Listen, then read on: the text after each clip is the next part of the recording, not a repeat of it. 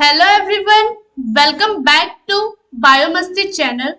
Today we discuss some NEET previous year's questions.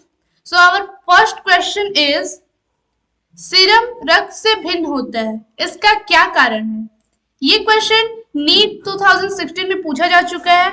इसका option है globulin की कमी के कारण, एल्बुमिन की कमी के कारण, क्लॉटिंग फैक्टर की कमी के कारण या एंटीबॉडीज की कमी के कारण।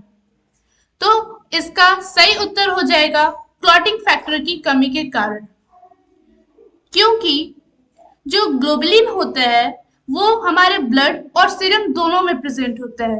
ग्लोबुलिन एक तरह का प्रोटीन होता है जो कि हमारे ब्लड में प्रेजेंट होता है और किसी बाहर से आए बैक्टीरिया या वायरस से फाइट करने का कार्य करता है, यानी कि हमारे ब्लड को प्रोटेक्ट करता है बैक्टीरिया और वायरस से। ये हमारे ब्लड में किसी भी डिजीज को नहीं आने देता है, जैसे बैक्टीरिया या वायरस से रिलेटेड कोई डिजीज नहीं होने देता है। अब हमारा है दूसरा एल्बुमिन की कमी के कारण। एल्बुमिन भी हमारे ब्लड और सीरम दोनों में प्रेजेंट होता है।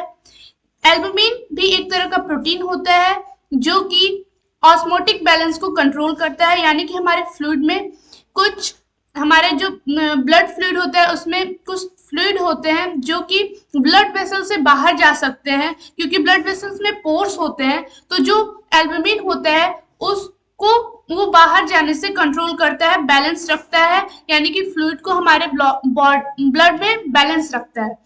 एंटीबॉडी ये भी एक तरह का ग्लोबुलिन होता है जो कि इम्यून डिफेंस का कार्य करता है। और क्लॉटिंग फैक्टर सीरम में नहीं पाया जाता है लेकिन ब्लड में पाया जाता है। सीरम में क्लॉटिंग फैक्टर ना पाए जाने के कारण सीरम नमी युक्त होता है, वो ब्यूटी केयर में यूज किया जाता है, उसको फेस सेफ्टी के लिए यूज किया जाता है। सीरम फेस सेफ्टी के लिए बहुत ही अच्छा माना जाता है। और क्लॉटिंग फैक्टर वो होता है जैसे हमारा कहीं स्किन कट जाता है तो वहां से ब्लड फ्लो होने लगता है, तो क्लॉटिंग फैक्टर जो होता है वहां पे ब्लड का क्लॉट बना देता है, जिससे ब्लड जो होता है वो बाहर फ्लो नहीं हो पाता है, वो वापस से वेसल्स में फ्लो होने लगता है। ग्लोबुलिन, एल्बुमिन और क्लॉटिंग फैक्टर एक तरह के प्रोटीन होते हैं जिनका फॉर्मेशन लिवर में होता है। इससे लिवर हेल्थ की जांच भी की जाती है। हमारा दूसरा क्वेश्चन है कि हमें कॉलम ए और कॉलम 2 का मैच करना है। कॉलम ए में कुछ प्रोटीन्स दिए गए हैं जो कि हम लोगों ने पहले क्वेश्चन में डिस्कस कर लिया है। ये है फिब्रिनोजेन, ग्लोबुलिन और एल्बुमिन।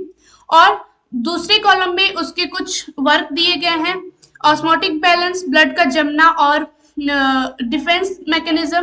तो आप लोग को सही मैच करना है। इसका सही आंसर हो जाएगा option D. So thank you so much for watching this video. Please like, share and subscribe.